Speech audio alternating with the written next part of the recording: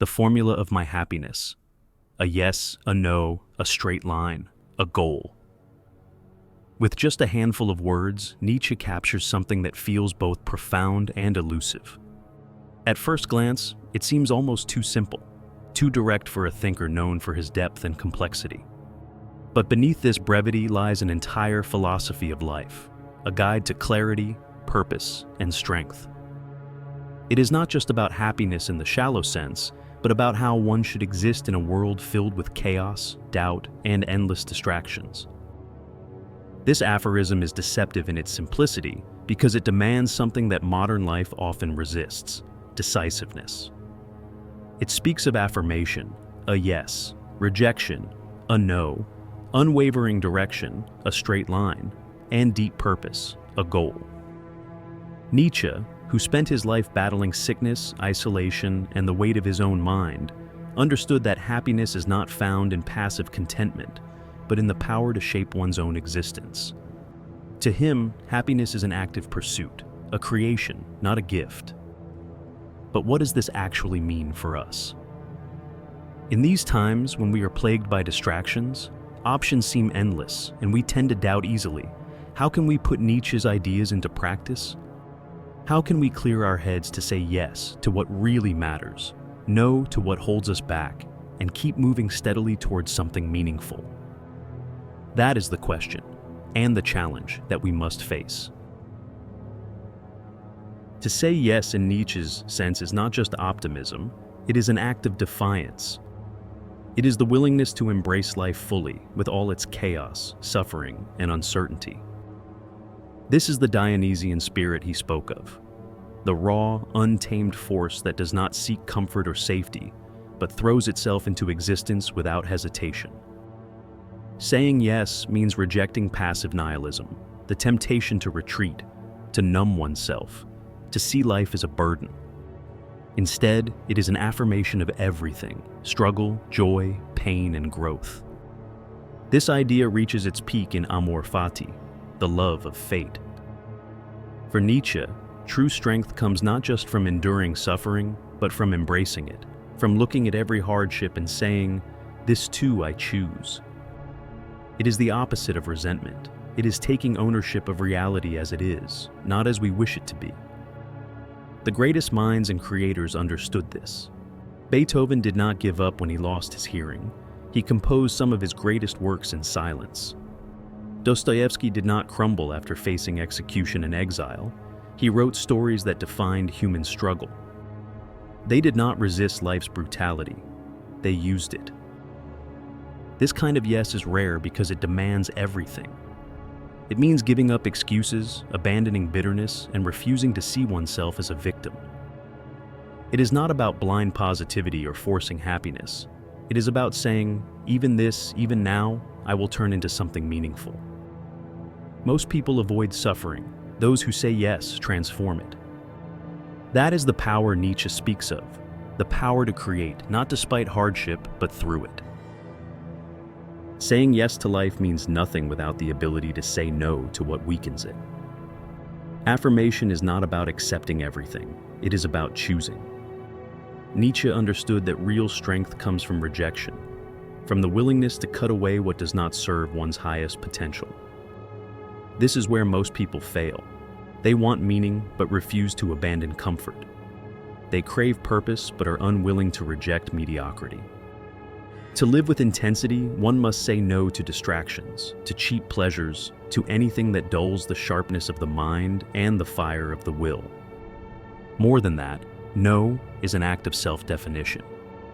It is refusing to be shaped by the herd, by weak ideals, by the comfortable lies that society tells itself. Nietzsche waged war against what he called slave morality, the mindset that glorifies weakness, humility, and passive suffering. He rejected the Christian idea that virtue comes from submission and self-denial, seeing it instead as a morality of the resentful, designed to keep the strong from rising. His no was not empty rebellion, it was the refusal to live by values that suffocate life rather than elevate it. This kind of rejection is not easy. It means standing alone, going against expectations, and being willing to disappoint others. But without no, one is directionless, lost in a sea of influences, never truly their own person. Strength is not just about endurance. It is about exclusion, about cutting away what does not belong. Nietzsche's no was not bitterness, it was clarity. And without that clarity, yes is meaningless. Life is not meant to be a series of aimless detours. The straight line in Nietzsche's formula is not rigidity, but direction. It is the ability to commit fully, to move forward without hesitation. Too many people drift, waiting for purpose to reveal itself, avoiding decisions out of fear of making the wrong one. But meaning is not found by wandering indefinitely. It is created through focus, discipline, and the refusal to be pulled in 100 different directions. A straight line does not mean an easy path. It means having the will to stay the course, even when resistance appears. At the core of this is the will to power. Nietzsche never saw power as simple dominance. He saw it as the drive to overcome, to refine oneself, to build something lasting. True power is not in chasing every impulse or indulging in every pleasure. It is in sustained effort towards something greater. Those who lack this will scatter their energy, constantly starting and abandoning projects, always searching for the next hit of excitement without ever achieving depth. The straight line is the opposite of this. It is the path of those who know what they want and are willing to pay the price to get there. And yet, the modern condition is built to break this focus. Distraction is everywhere: social media, endless entertainment, the illusion of productivity through meaningless busyness. Procrastination has become a lifestyle. People consume philosophy, self-improvement, and success stories without ever applying them. The straight line is rare because it demands something uncomfortable: commitment. It means deciding, cutting away the unnecessary, and moving forward with force. Most people avoid this because it requires effort, but without it, yes and no lose their power. Direction is what gives them meaning.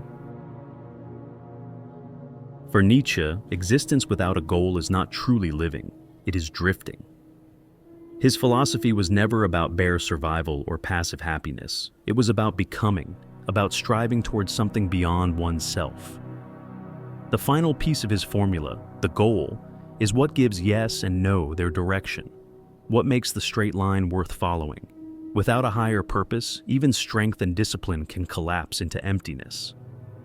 People who lack a clear aim often fall into nihilism, not because life has no meaning, but because they have failed to create one. This is where Nietzsche's concept of the Übermensch comes in, the individual who does not rely on inherited values or external validation, but forges their own path. The Übermensch does not wait for meaning to be handed to them. They impose it upon the world. They reject nihilism, not by clinging to old beliefs, but by building new ones. This is not about chasing arbitrary success or external rewards. It is about committing to something so deeply that it transforms both the self and the world. The goal is not just a destination. It is a force that pulls a person forward, shaping them in the process. Without this, people become lost. They move from one distraction to another, constantly seeking but never finding. A clear goal prevents this drift. It acts as an anchor against despair, a weapon against meaninglessness. Nietzsche's message is not that life has a purpose waiting to be discovered, but that it must be created. And only those who dare to set a goal, to shape their own values, can escape the abyss of nihilism and truly affirm life. Nietzsche's formula for happiness is deceptively simple. Affirm life, yes. Reject what weakens you, no. Commit with discipline, a straight line, and aim at something higher, a goal. But this is not a passive philosophy. It is a challenge. Most people avoid making these choices because they are difficult. Saying yes to life means embracing struggle. Saying no requires the strength to stand alone. Walking a straight line demands discipline, and having a goal means taking full responsibility for one's existence.